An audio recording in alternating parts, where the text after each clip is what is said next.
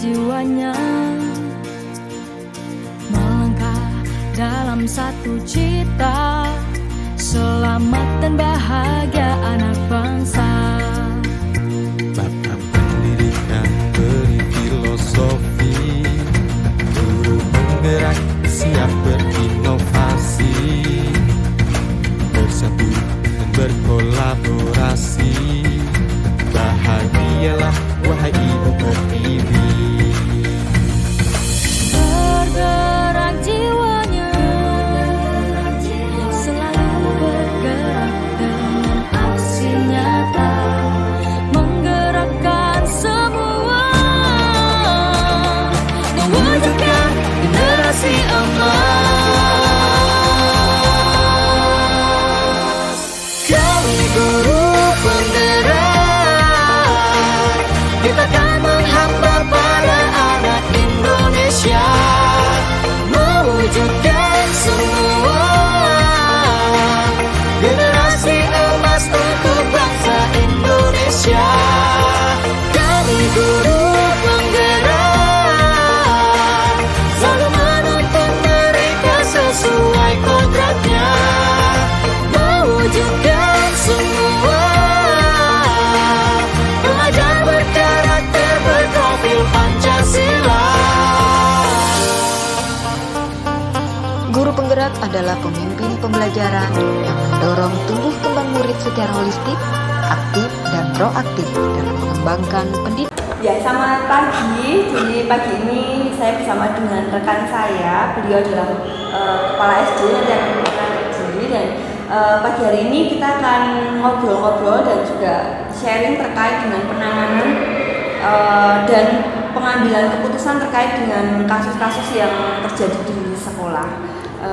Mari Miss Rini bisa memperkenalkan diri. Terima kasih, selamat pagi Miss Tere. Selamat pagi Miss Rini. Ya, saya Veronica Marini, saya selaku Kepala Unit SD Masehi yang dipercaya mulai tahun 2023 kemarin.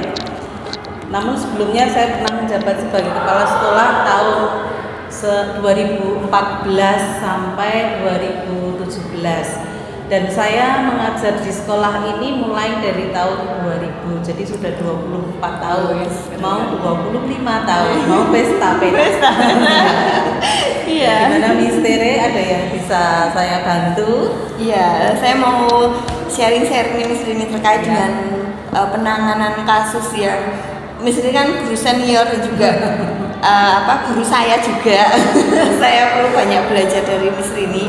Dan selama ini saya ingin menanyakan nih, kalau selama ini tuh bagaimana Miss Rini dalam mengidentifikasi kasus-kasus yang terjadi gitu, yang kira-kira mana sih yang merupakan dilema etika ataupun rujukan moral seperti itu Miss Rini? Oh iya, kasus dilema etika biasanya itu cenderung muncul karena adanya kepentingan yang tidak sama di antara unsur-unsur yang ada di sekolah, misalnya guru, yayasan, yang kemudian ini menjadi isu dan bahan diskusi serta pembicaraan di antara unsur sekolah. Jadi ada pembicaraan dari guru, kepala sekolah maupun yayasan. Kemudian hal tersebut ini menjadi bahan dan referensi untuk dibicarakan di tingkat sekolah, kemudian disampaikan ke kepala sekolah. Dalam menyikapi hal tersebut, saya melakukan klarifikasi dan konfirmasi terhadap pihak-pihak terkait untuk meminta keterangan dan pendapat terhadap apa yang menjadi persoalan yang ada dan asumsi permasalahan yang pasti akan bisa diselesaikan dengan komunikasi dan koordinasi. Kemudian kita akan ambil keputusan dengan mempertimbangkan beberapa hal, kemudian meminimalisir potensi negatif. Gitu Miss Tere. Ya. Wah, keren sekali ya Miss Rini ya. Berikutnya gimana sih Miss Rini menjalankan pengambilan keputusan di sekolah ini, khususnya di SD Masehi Temanggung, terutama untuk kasus-kasus di mana ada dua kepentingan yang sama-sama benar atau sama-sama mengandung nilai kebajikan? Dalam saya mengambil keputusan terkait dengan hal tersebut, kami berkoordinasi dengan beberapa, kalau kami kan ada bidang-bidang, ya, kami akan berkoordinasi dengan beberapa bidang, ada bidang kurikulum, kesiswaan, kemudian berkomunikasi dengan pemimpin, karena pemimpin tidak hanya menentukan mengambil keputusan, akan tetapi referensi dan indikator serta pertimbangan-pertimbangan dalam pengambilan keputusan ini ada di dalamnya, yaitu stakeholder intern jika berkenaan dengan hal-hal internal. Terus langkah-langkah atau prosedur seperti apa sih yang biasa Miss Rini lakukan selama ini? Ya, untuk prosedurnya yang kami lakukan ini dalam menentukan kasus tersebut berkesesuaian dengan job unit kerja, kemudian apa yang harus dilakukan, ini berkoordinasi, menjalin komunikasi dengan unsur-unsur terkait. Dan di dalam unit kerja tersebut unsur-unsur terkait adalah para seksi, para bidang, kemudian juga unsur terkait dengan yayasan. Dan kami pada nantinya menjadi dasar dan pertimbangan dalam mengambil keputusan. Nah, terus Miss Rini, hal-hal apa sih yang selama ini Miss Rini anggap efektif dalam pengambilan keputusan terkait kasus-kasus dilema etika? Hal-hal yang efektif dalam pengambilan keputusan ini adalah senantiasa menjalin dan menjaga keterlibatan melalui kebersamaan dan tentunya tadi komunikasi dengan unsur-unsur yang terkait. Jadi kita harus intinya adalah berkomunikasi, kemudian kita dapat referensi untuk diperkaya, kemudian kita dapat mengambil keputusan dalam kasus dilema etika. Komunikasi itu sangat-sangat penting. Ya, betul. Kita Ya. harus komunikasi satu dengan yang lain. Terus hal-hal apa sih yang selama ini menjadi tantangan Miss Rini dalam pengambilan keputusan terkait kasus-kasus dilema etika? Tantangan yang ada ini pada tataran unit ya, ini menyesuaikan diri terhadap keputusan yang sudah diambil dan tidak mungkin bisa memuaskan kedua belah pihak. Jadi keputusan ini tentunya akan mempunyai dampak positif dan negatif, dan misalnya satu pihak puas, satu pihak tidak puas. Jadi ini tidak bisa memuaskan kedua belah pihak. Namun paling tidak kita bisa meminimalisir kekecewaan karena proses pengambilan keputusan. Jadi biar kedua belah pihak walaupun ada yang tidak puas tapi tetap mau menerima keputusan yang ada. Begitu misterinya. Memang tantangan yang ekstra itu ya, butuh Ya, butuh betul. kelegowoan gitu ya. Oke, terus ini Miss Rini, pertanyaan berikutnya adalah memiliki ini enggak sih apa kayak jadwal tertentu kira-kira kasus itu tuh diselesaikan dalam waktu berapa lama, atau Anda Miss Rini ini bisa menyelesaikan di tempat atau memiliki jadwal khusus untuk menyelesaikannya? Yang saya mau tanyakan kayak bentuk dan prosedur seperti apa sih yang Miss Rini udah jalankan? Kalau untuk jadwalnya tidak ada, ini tergantung urgensinya. Jadi setiap masalah kan ada kita harus segera menangani atau tidak. Nah, ini tergantung, kemudian urgensinya ini sangat diperhatikan dalam menyelesaikan masalah. Jadi kalau jadwal tidak ada, tetapi kalau penyelesaian masalah itu semakin cepat semakin baik. Jadi tidak kedelarung-delarung, dalam bahasa Jawa tidak meremen sana sini, dalam bahasa Jawa meremen. Dan semakin cepat ini akan semakin baik dalam menyelesaikan permasalahan yang ada, dan tetap di dalam unit itu menjadi harmonis, tetap komunikatif satu dengan yang lain. Gitu Miss Tere. Nah, terus ada nggak Miss Rini seseorang atau faktor-faktor yang selama ini mempermudah atau membantu Miss Rini dalam pengambilan keputusan dalam kasus-kasus dilema etika? Kalau seseorang atau faktor-faktor itu yang mempermudah dalam pengambilan keputusan ini sesungguhnya tidak ada.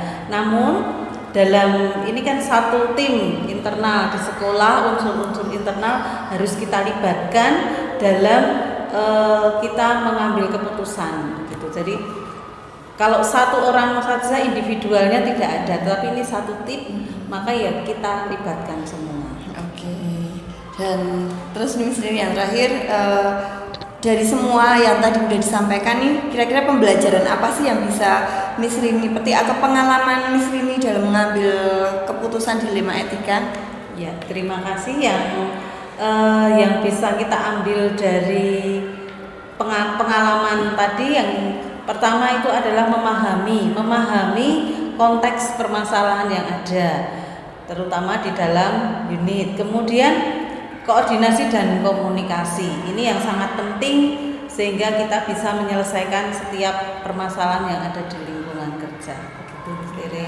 Ya amin. Terima kasih Miss Rini, luar biasa Sama-sama. banget percakapan kita pagi ini dan menambah referensi saya juga untuk terus jeli dan memperhatikan hal-hal yang terkait dilema etika. Kadang kita merasa ini semuanya tuh benar kayak gitu, dan mana yang harus kita pilih itu memang butuh proses dan terus berlatih lagi untuk lebih peka gitu ya Miss Rini ya. Miss Rini, terima kasih sekali untuk waktunya, terima kasih untuk sharingnya, dan semakin sukses Miss Rini ke depannya. Terima kasih. Doanya Miss Tere juga sukses selalu. Ya, makasih. Sama-sama. Selamat pagi.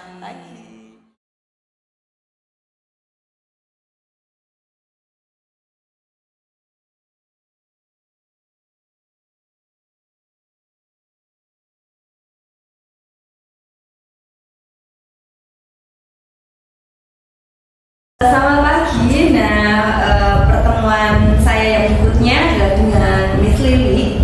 Beliau adalah kepala SMP dan juga senior saya, dan saya banyak belajar dari beliau. Mungkin Miss Lili mau memperkenalkan diri.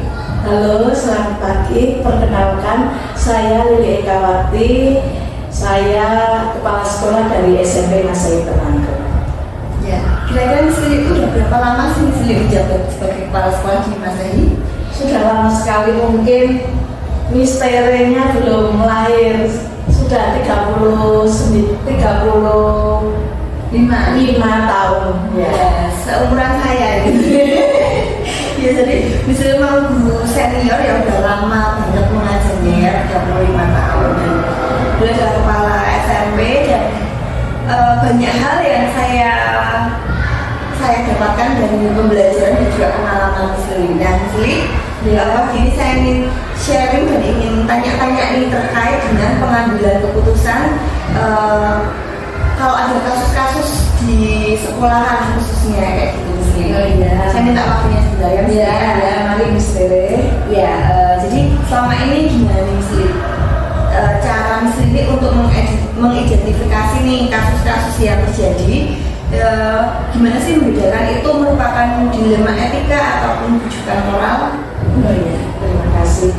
Saya sebagai seorang pemimpin di dunia pendidikan ini, pasti ada beragam kasus yang pernah saya hadapi, baik itu kasus yang keduanya benar tetapi saling bertentangan, yang dikenal dengan istilah dilema etika, ya, dan ataupun kasus yang salah satunya benar, yang lainnya salah. Kedua kasus tersebut harus dapat diidentifikasi dengan benar agar tidak ada kesalahan dalam pengambilan keputusan. Cara saya untuk mengidentifikasi mana yang kedua kasus tersebut adalah dengan cara memahami masing-masing kasus tersebut. Tentu saja untuk memahami kasus-kasus tersebut saya harus berkomunikasi dengan pihak-pihak yang terlibat. Setelah permasalahan sudah saya pahami, maka saya perlu melakukan beberapa hal untuk bisa memetakan apakah kasus tersebut merupakan rujukan moral atau dilema etika. Untuk itu perlu dilakukan atau pertama misalnya dibuatkan daftar pertanyaan identifikasi kasus. Syarat sebuah kasus itu merupakan dilema etika jika kedua masalah yang berbenturan tersebut tidak melanggar hukum serta norma-norma yang berlaku atau menimbulkan ketidaknyamanan sosial. Jika kasus yang diidentifikasi lolos dari syarat-syarat tersebut, maka dapat dipastikan itu adalah kasus dilema etika.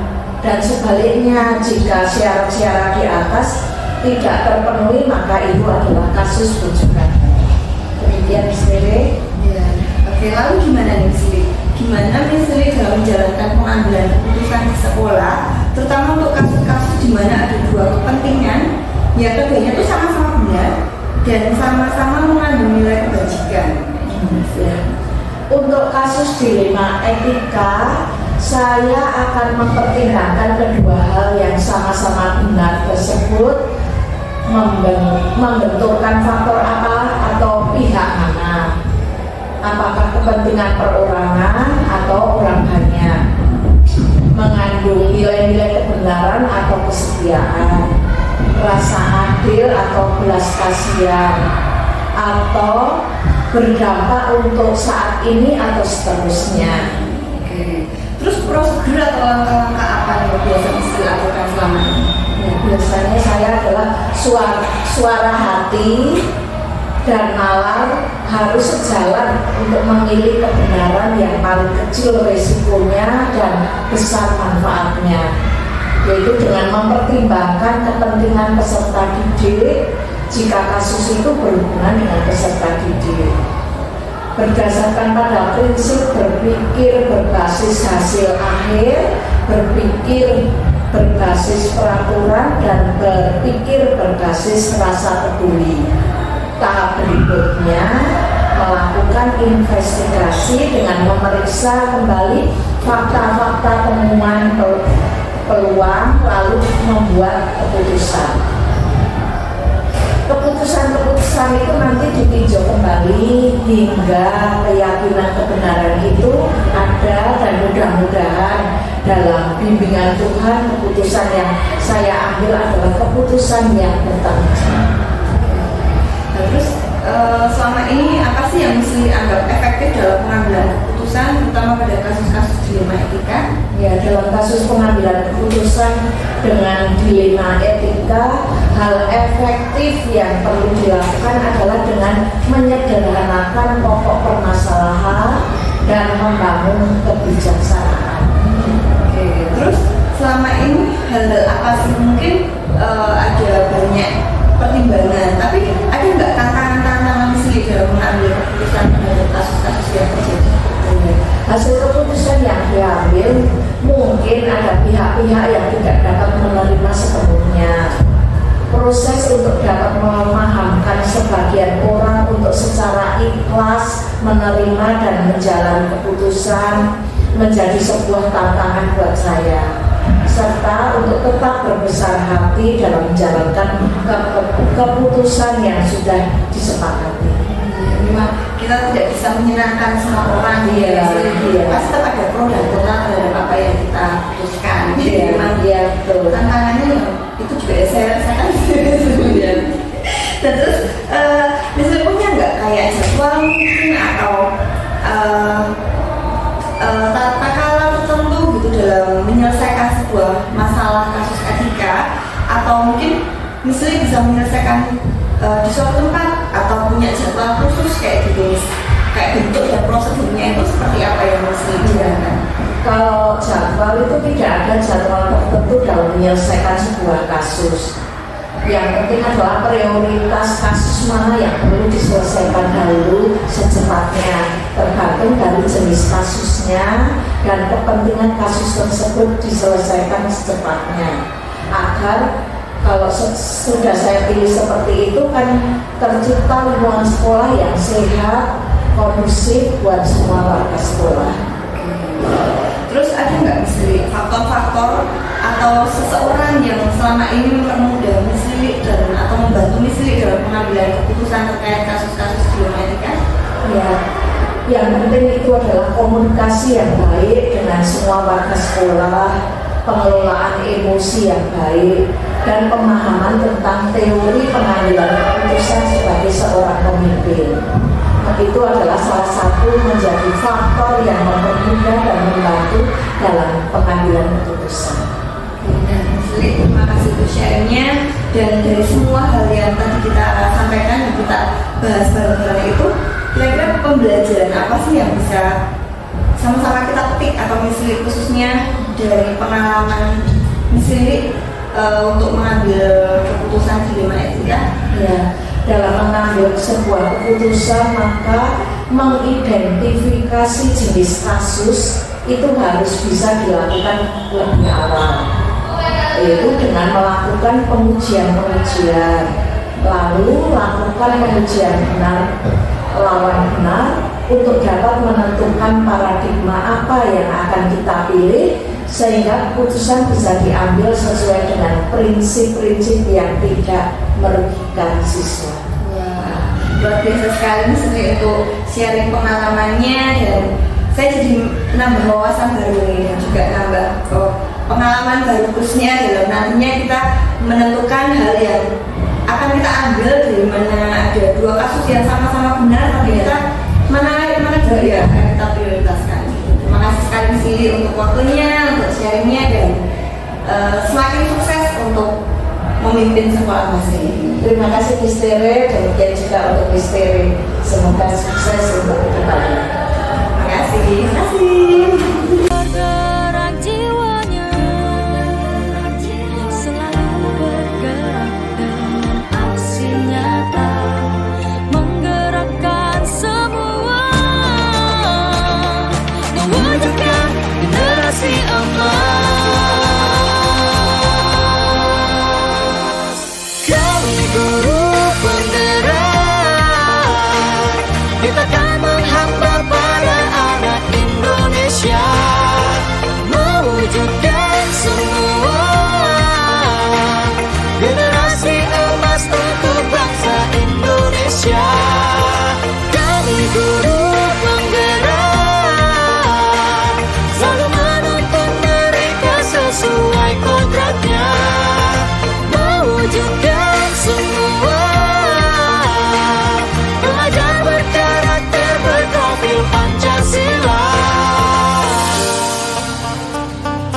Guru penggerak adalah pemimpin pembelajaran yang mendorong tumbuh kembang murid secara holistik, aktif dan proaktif dalam mengembangkan pendidik lainnya untuk mengimplementasikan pembelajaran yang berpusat kepada murid serta menjadi teladan dan agen transformasi ekosistem pendidikan untuk mewujudkan profil pelajar Pancasila.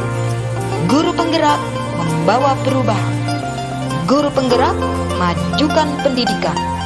Guru penggerak tergerak, bergerak, menggerakkan. Bergerak jiwanya, Selalu bergerak dengan aksi nyata, menggerakkan semua, mewujudkan generasi emas. Kami guru penggerak, kita